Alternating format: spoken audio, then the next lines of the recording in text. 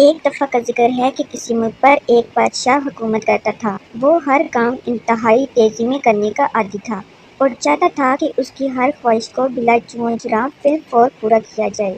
رعایا بھی اس کی اس عادت سے خوب واقف تھی۔ ہر درباری اہلکار بادشاہ کا ہر کام پلک جھپکتے نمٹانے کی کوشش کرتا۔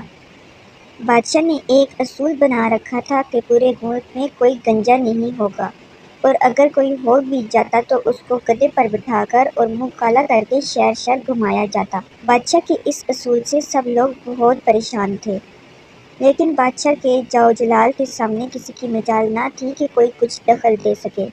جب کوئی ایسا واقعہ پیش آ جاتا تو سب لوگ اس پر بہت اڑتے، لیکن نوجوانوں کو ایک تماشا اور شغل ہاتھ آ جاتا۔ بہرحال وقت گزرتا گیا۔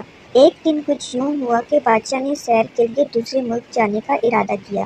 وہ چاہتا تو اپنی شاہی سواری میں ہی چلا جاتا، مگر اس بار بادشاہ نے ارادہ کیا کہ وہ دریا کے راستے اپنا سفر طے کرے گا۔ یہ سوچ کر اس نے وزیر کو حکم دیا کہ ہمارے لیے ایک کشتی کا انتظام کیا جائے۔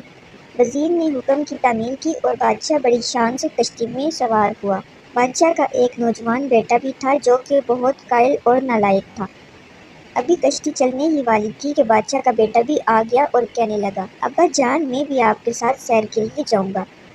بادشاہ نے اس کو سر سے پاؤں تک دیکھا تو کیا دیکھتا ہے کہ شہزادے کے بڑے بڑے بال بے ترتیب ہو کر بکھرے ہوئے ہیں۔ بادشاہ کو شہزادے کی یہ حالت دیکھ کر بہت غصہ آیا اور اس نے وزیر کو حکم دیا کہ ابھی اور اسی وقت شاہی حجام کو بلاؤ۔ وزیر نے جواب دیا، بادشاہ حضور، وہ تو ایک ہفتے کی چھٹی پر گیا ہوا ہے، آپ نے خود ہی تو اسے۔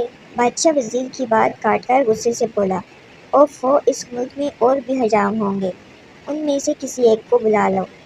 وزیر جا کر فوراً ایک حجام کو بلا لایا۔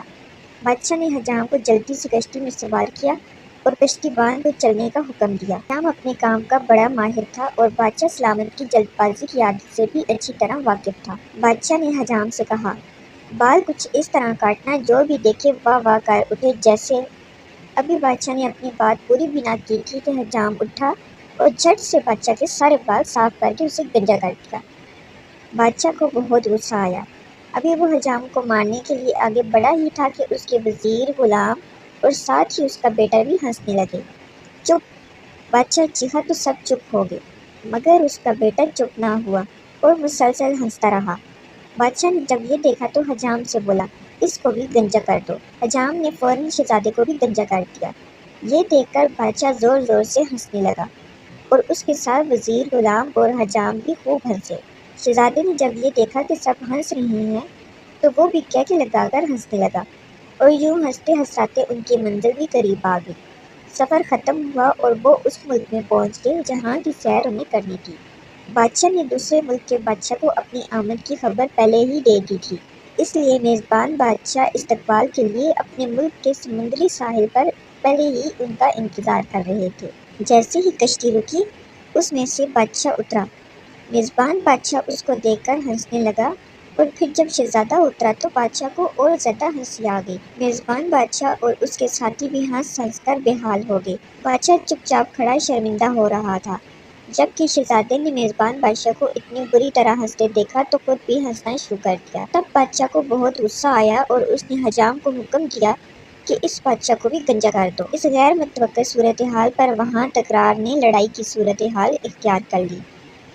چنانچہ بادشاہ نے جلد بازی کا مظاہرہ کرتے ہوئے اپنے ساتھ شہزادے کو لیا اور اپنے ملک واپس چلا آیا۔ بادشاہ سلامت کے جلدی اور فوری احکامات کی وجہ سے کشتی میں وزیر اور دوسرے رفقا سوار نہ ہو سکے۔ جب بادشاہ اور شہزادہ شہر پہنچے تو لوگوں نے دو گنجے ایک ساتھ دیکھ کر انہیں فوراً پکڑ لیا، ان کا منہ کالا کر کے گدھے پر بٹھایا اور پورے شہر میں گھمانا شروع کر دیا۔